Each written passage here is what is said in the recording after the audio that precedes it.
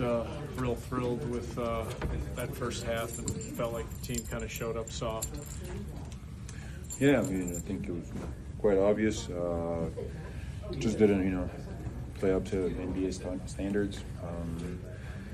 Showed, we gave up 41 points in the first quarter. I mean, we put up 40, but you give up 41, you give up 70 and a half. It's just not good enough. So things just needed to be addressed. I know we talk about it, but I don't think we really understand that it's just not sustainable to play this way. So, I'm glad we won, obviously. It's hard to win this league. We had a tough stretch, a lot of games and all that. And so it's good that we end up getting the win, but we have to understand that, it's not just going to keep happening for us this way, where we find ways at the end where, guys miss shots, we get steals, things like that. It's just not going to always work in our favor. So, and sometimes we're going to play well and be in close games, but, more often than not, if you continue to play this way, it's just going to be bad losses after bad losses, as far as, more so the way we're going to lose, like last night. Miami, we don't show up to start.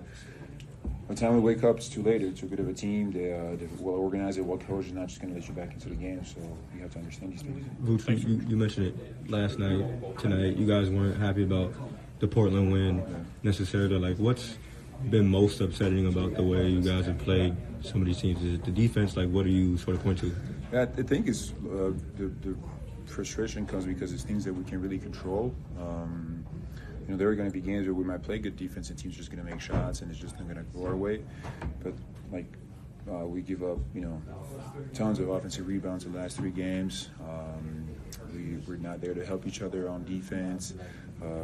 We don't focus on the scouting part where, we say go under on this guy or take away his right hand or things like that.